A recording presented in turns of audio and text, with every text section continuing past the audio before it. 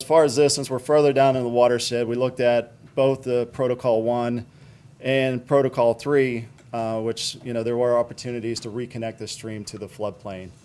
And we're also currently now working with Williamsburg Environmental Group to do additional stream restoration upstream and downstream of this site. So, and what's unique at the end, I'll talk more about, is the U.S. Geological Survey has a monitoring gauge downstream of this site now. So the idea is, as we implement these projects, can we actually see something at more of like the 3 square mile area if we're getting long-term benefits in implementing these BMPs.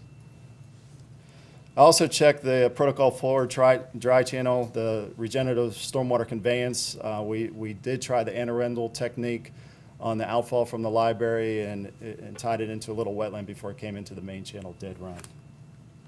But I did not calculate those numbers for this analysis. This is just an example what the stream looked like. It's in the Park Authority, so the Fairfax County Park Authority, and they're a great partner for us because we obviously have access into their land, and it's a little easier to do projects in the park than trying to do it behind someone's home. So, but we used encapsulated soil lifts to stabilize the stream banks, and those were planted, and then traditional grade control structures that help reconnect the channel further down. This is about 1,400 feet of stream restoration. So again, we're kind of really ramping up. Now we're in a point where we're looking at streams that are, we're assessing over a mile of stream and phasing in projects over time. So we've learned that trying to do bigger projects helps us both by managing our resources as well as being more cost effective as we move forward.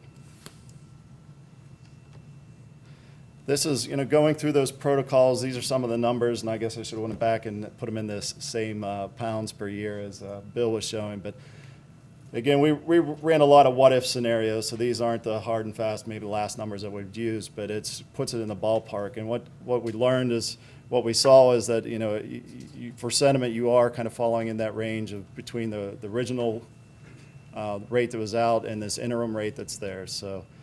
And I did not apply the 50% reduction to these. I just purposely left them where they were, just calculating the erosion, the loading.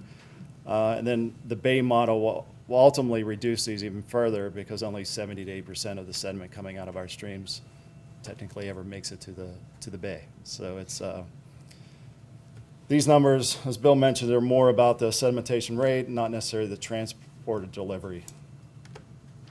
And that really gets us, when we're tracking, we have to think of both of those, tracking both at the local level, those quantities, as well as what's coming out into the Potomac River and ultimately to the Bay. These are the curves that were in the protocol from the Bay model that talk about the delivery ratios. But again, from Fairfax County all the way down to the Bay, according to this, you would be closer to that, a very small percentage of the sediment actually being delivered to the Bay. We do have some local data to help validate. We have actual cross sections at this approximately 1 square mile area. It's in a Kingstowne development. Part of a proffer condition, we started doing water quality monitoring at this site back in 1989, and just until recently just stopped doing in-stream water quality monitoring. But we set up 15 bank pins in early 2000 and continue to monitor 4 different times through 2008. So it gives us the erosion rates as well as, we're going to go back as we continue to do this test drive. There was a recent stream restoration project that was done by the Northern Virginia Soil and Water Conservation District using some of the in lieu fee funds. And it's going to be interesting to go through the calculations with this actual data with the bank pins and see how that restoration is affecting this drainage area and the benefits to that. We've also been looking at lake sedimentation. We have some large dams that were put in and for flood control and preventing sediment going to Potomac River by the Natural Resource Conservation Service back in the 70s, and we know the loading rates to those lakes.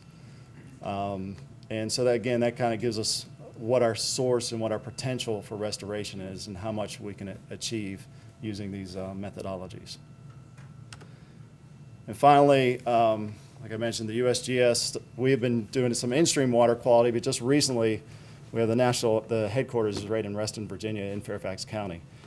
So they got to come out and play in their backyards, and we're fortunate to have some funding to do this, and we support additional funding at the federal level to help continue to do this, because we'd like to implement projects, not develop the science. We'd like to be told what works best and then go build it. But again, they've identified 38 reaches. This is difficult run that goes out into Potomac above the tidal section.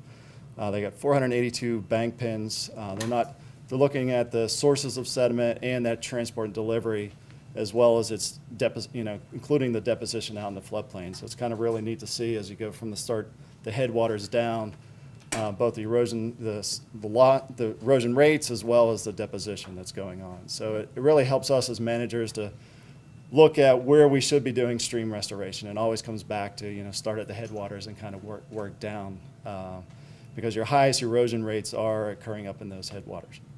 So there's more information of some of the data that's been collected and some of the rates on the USGS site. But so far, even though it looks pretty complex, the methodology, we have survived. We're still driving, taking the test drive, and I think it's a good way to help calculate these benefits for stream restoration. It's a little more than just adding pounds per foot per year, just applying one rate to everything. So it's so far so good.